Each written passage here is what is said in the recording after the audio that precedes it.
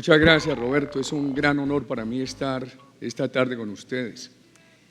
Me siento muy honrado y muy extrañado, porque la actividad mía, a diferencia de la filosofía, no es la que más controversia genera con otra profesión. A diferencia de la música, no es la que más confort produce en el alma de los seres humanos. La actividad política es la que más controversia genera con la comunidad y la que más disconfort produce en los seres humanos, la que menor credibilidad construye. Por eso me siento muy extraño que me inviten aquí, un error de mis anfitriones y un error mío, cuando ustedes han estado en unos temas tan agradables esta tarde. En el año 1979, la revista Time le dedicó esta portada a Colombia. Presentó a nuestro país como un país controlado totalmente por las drogas ilícitas. Colombia había tenido una larga historia de violencia. En 200 años de vida independiente, escasamente 47 años de paz, cuando los partidos políticos se pusieron de acuerdo para ponerle punto final a la violencia a finales de los años 1950, triunfó la Revolución Cubana y las guerrillas comunistas escogieron a Colombia como uno de los países para replicar ese experimento revolucionario. Hubo una gran diferencia. Mientras en otras partes las insurgencias luchaban contra dictaduras, en Colombia había una democracia con problemas sociales, pero una democracia operante, respetable. Esas guerrillas fueron creciendo. Más tarde generaron la reacción de lo que se llamó allí el paramilitarismo. Podríamos decir originalmente guerrillas del otro extremo ideológico, con la misma crueldad, con los mismos métodos de destrucción. Finalmente, ambos quedaron cooptados por el narcotráfico. Y el narcotráfico llegó a producir un efecto devastador de la sociedad, de las familias, de las instituciones democráticas de Colombia. En el año 2002, Colombia tenía 68 asesinatos por cada 100.000 habitantes, más de 3.000 secuestros, una tasa de inversión bajísima. No obstante, que ha sido un país históricamente amigo de la iniciativa privada. Y al mismo tiempo, hubo un desempleo que llegó a estar cerca del 20% y una pobreza que llegó a estar cerca del 60%. Todo eso creó un ambiente de profunda desconfianza. En auditorios como este, siendo yo candidato a la presidencia, le preguntaba a jóvenes estudiantes si habían pensado en alguna oportunidad de irse definitivamente del país. Y me mortificaba mucho, me dolía muchísimo, que la inmensa mayoría levantaba la mano y decía, sí, nos queremos ir y sin tiquete de retorno. Entonces, nuestra lectura fue, está destruida la confianza, hay que construir confianza. Y construimos lo que llamamos el triángulo de la confianza, en un trabajo de permanente interacción con la ciudadanía. El discurso político de Colombia históricamente había hablado de lo social, de la cohesión social. En mi larga vida política anterior era la constante que escuchábamos, sin embargo la situación social del país empeoraba. Por eso este es un tema bien difícil. En un país que ha sido un modelo social y de paz como Costa Rica, y cuando tenemos presentaciones como la que acabamos de escuchar de Uruguay, que también ha tenido semejantes características, y un pueblo hermano como Colombia, con un sufrimiento profundo. Siempre se habló de cohesión social, pero no se avanzaba. Más pobreza y más desigualdad. Entonces empezamos a hablar de dos temas que se ignoraban en el discurso político, para responder la pregunta, ¿y por qué si la voluntad política ha sido avanzar en la cohesión social, ¿por qué no avanzamos en esa cohesión social? No había recursos. El país todos los días estaba más pobre. ¿Y por qué estaba más pobre? Entonces aparece una respuesta: nos faltaba seguridad. No había seguridad, no había inversión, no se generaban los recursos para lo social. Y eso nos llevó a proponerle a los colombianos construir confianza en la seguridad, confianza en la inversión como medios para lograr un fin que es la cohesión social, que a su vez se tiene que convertir en el validador de la seguridad y en el validador de la confianza inversionista. Encontrábamos en la seguridad varios obstáculos. Por supuesto, el obstáculo de las drogas, al cual me quiero referir más adelante. El gran temor. En el año 1990 en Colombia fueron asesinados 4 candidatos a la presidencia. Uno de ellos, Luis Carlos Galán, uno de los líderes más importantes de la historia democrática del país. También había reservas ideológicas y políticas a proyectos de seguridad.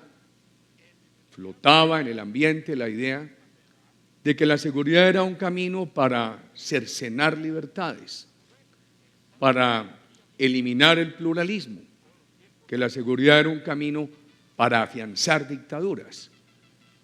Eso fue lo que dejó la doctrina de la seguridad nacional, años 60, 70, infortunadamente impulsada por sectores de los Estados Unidos que en nombre de la seguridad afianzaron dictaduras.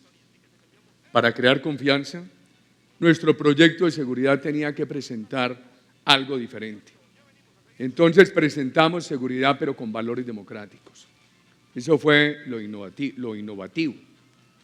Se practicó 8 años con dificultades, pero con consistencia, con congruencia.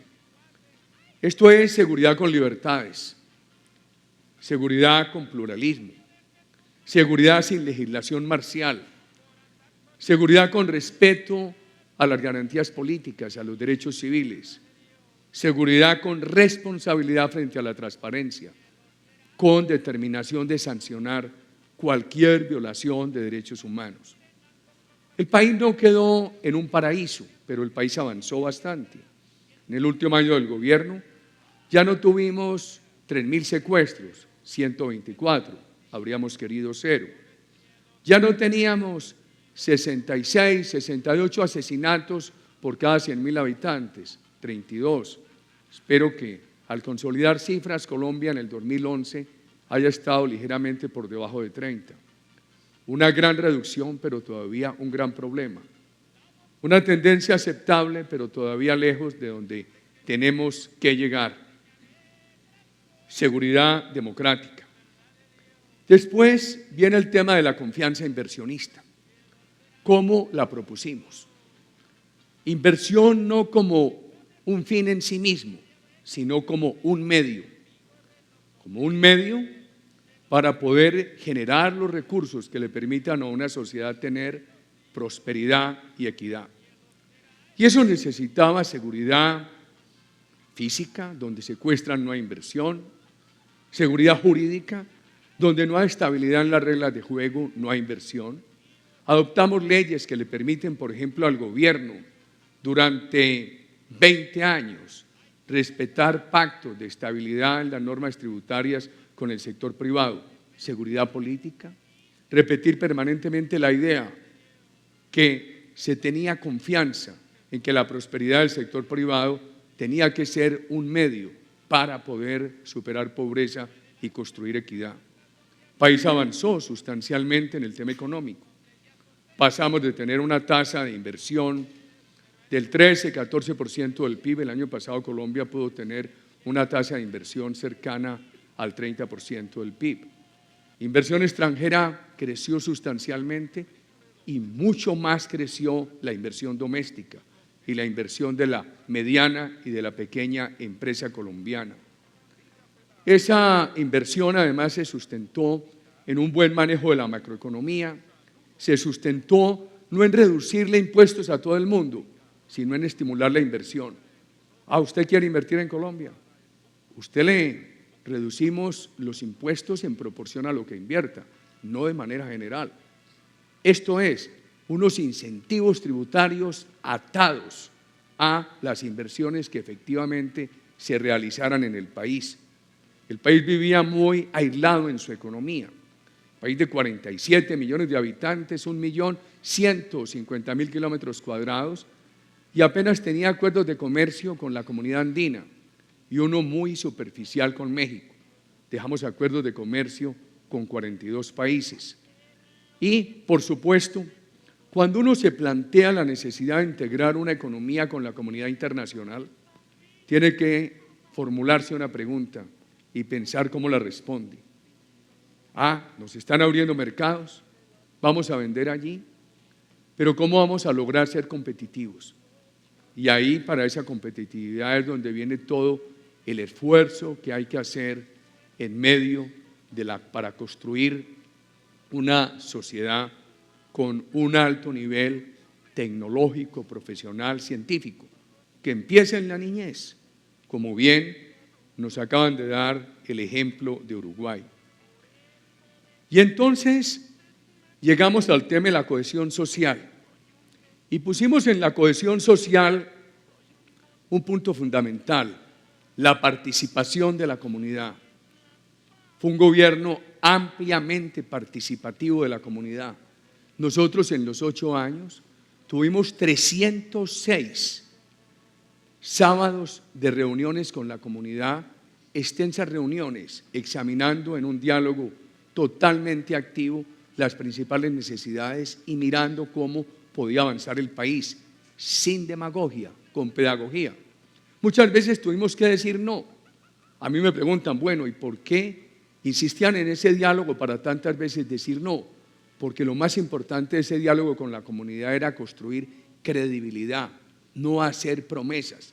En muchas universidades me han preguntado, ¿y cuál fue el resultado más importante del diálogo con la comunidad?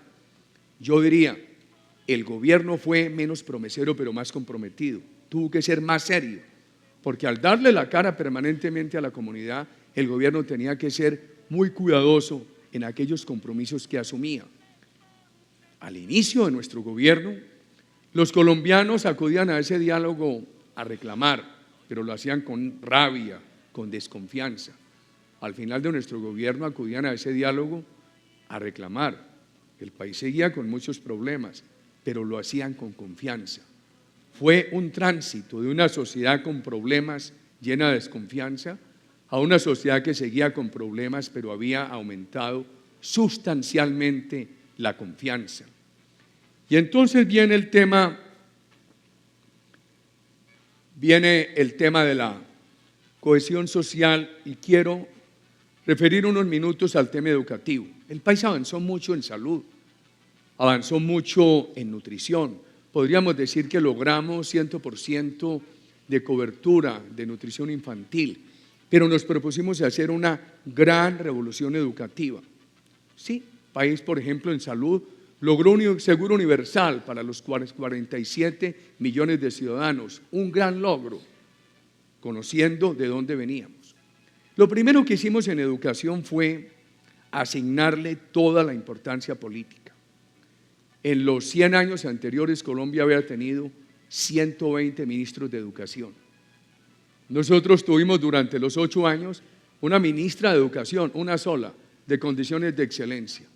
Nunca le pregunté su orientación política partidista, ni la sé, ni me la habría dicho.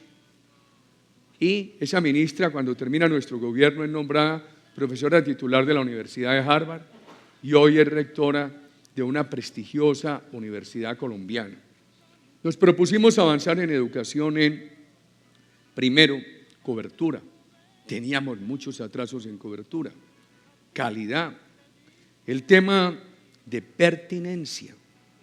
El tema de la integración entre la educación básica, la media, la formación tecnológica, la educación profesional, la educación continuada y además los proyectos de ciencia y de tecnología.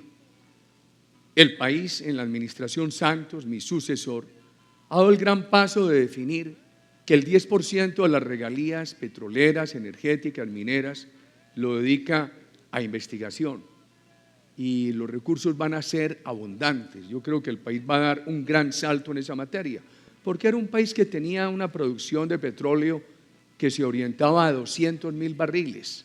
Nuestras políticas dejaron a Colombia produciendo cerca de 1 millón de barriles. Y el presidente Santos ha definido que todas esas regalías del sector minero energético hay que dedicar un 10% a los proyectos científicos.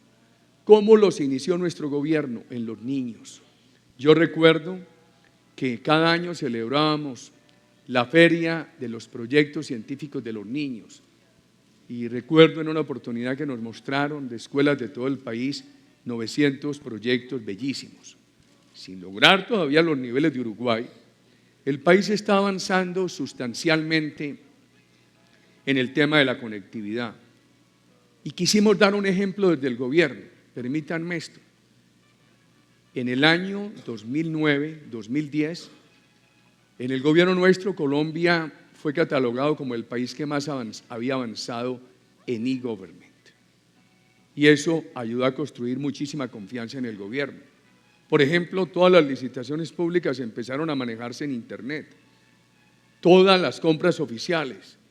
Empezamos a asignar todos los contratos en audiencias públicas, en las cuales había una gran discusión. La ciudadanía participaba más, el Internet lo facilitaba y en la medida que la ciudadanía participaba más, se garantizaba transparencia y se obtenía confianza. Quisiera dedicar estos segundos que me quedan al tema de las drogas. Justamente con él empieza esta presentación. Las drogas son muy engañosas. En mi juventud siempre oí decir que Colombia era un país de tránsito, pero que nunca iba a ser un país productor ni un país consumidor. Sin darnos cuenta, llegamos a tener miles de hectáreas de producción de drogas ilícitas. En nuestro gobierno se redujo sustancialmente. En el último año todavía quedaron muchas, 68.000, pero pudimos tener 400.000 hectáreas en el año 2000. Nunca pensamos que íbamos a ser un país afectado por el consumo. Las últimas encuestas reflejaron 350.000 adictos y 1.500.000 consumidores. El debate de la legalización de la droga invita a muchas reflexiones. Primero, los legalizadores, ¿qué dicen? Los legalizadores dicen que no se puede llevar al adicto a la cárcel, que hay que llevarlo al hospital. Estamos de acuerdo, pero para eso no se necesita legalizar. Por ejemplo, en Colombia, hace 15 años, la Corte Constitucional dictó una sentencia que prácticamente legalizó la dosis personal en nombre del libre desarrollo de la personalidad. Y finalmente lo que ocurrió fue que crearon enorme impunidad en la distribución. Han dicho los legalizadores que en la medida que se legalice la droga, ya los adictos no tendrán que comprarle droga a los criminales y que entonces los criminales perderán esa fuente de ingresos. Yo creo que allí hay un sofisma. Nadie se opone en una política sensata de ilegalización de droga a que prime la ciencia. Por ejemplo, si un médico estima que debe suministrarle dosis gradual decreciente a un paciente en el proceso de rehabilitación, un esquema jurídico de ilegalidad no tiene por qué oponerse a eso. Pero hay que tener en cuenta que la gran fuente de ingresos no viene de los adictos, sino de los consumidores sociales. El planeta tiene 500 millones de kilómetros, más o menos. La zona terrestre, unos 148 millones. Hay 38 millones de hectáreas en drogas ilícitas. La pregunta es, ¿qué es menos difícil? ¿Erradicar esos 38 millones de hectáreas o exponer a riesgo la totalidad del planeta? El planeta tiene 7.000 millones de habitantes. Hay unos 300 millones de consumidores de droga. Súmele a los adictos, que son pocos, los consumidores sociales. ¿Qué es menos difícil? ¿Enfrentar el problema que hay o abrir las puertas para que ese problema aumente? Algunos economistas han dicho que si se legalizara la droga y se cobrara impuestos, esos impuestos permitirían atender las políticas de salud pública, de prevención y de rehabilitación. Pero otros economistas, basados en estudios muy juiciosos, han concluido que la legalización estimularía tanto el consumo, las necesidades de rehabilitación, que se requerirían unos impuestos tan altos para financiar la rehabilitación, que por las elevadas tasas impositivas eso conduciría a la evasión. Los estudios de criminología en Colombia muestran que en los asesinatos del país cometidos por sicarios, cuando han sido capturados, el 100% de ellos han obrado bajo el influjo de las drogas o bajo el influjo combinado de las drogas y el alcohol. Hay una relación directa entre estas sustancias y el sicariato en un país en el cual el año pasado todavía fueron asesinados cerca de 15.000 personas. Un joven de una universidad me preguntaba, bueno, ¿por qué el alcohol sí y la marihuana no? Pregunta muy difícil de responder. Le dije, ¿cuántos años tienes? Y me dijo, 19. Dije, yo 59. Prepárate cuando tengas 20 años más, que de pronto Dios me tenga con vida, que te voy a hacer una pregunta. ¿Por qué la marihuana sí y la cocaína no? Finalmente, déjenme sembrar en ustedes como padre de familia, en un país que ha sufrido tanto la violencia, una reflexión. Aquello que nos distingue a los seres humanos de las otras especies de la naturaleza es la libertad. La libertad que se fundamenta en la posibilidad de autodirigirnos. Las drogas son el mayor factor esclavizante en nuestra época, la negación de esa libertad que es el distintivo del ser humano. Este país es un ejemplo de respeto a la biodiversidad, de respeto al medio ambiente. Así lo miramos desde países hermanos, donde tenemos un afecto enorme y una gran admiración por Costa Rica. En Colombia, país que tiene el 53% del territorio, todavía en selva, país amazónico, las drogas ilícitas han destruido más de 2 millones de hectáreas, a cualquier precio bajo que se ponga la marihuana. A consecuencia de una legalización, el estímulo para destruir las reservas ambientales y sustituirlas por drogas sería enorme. Muchas gracias.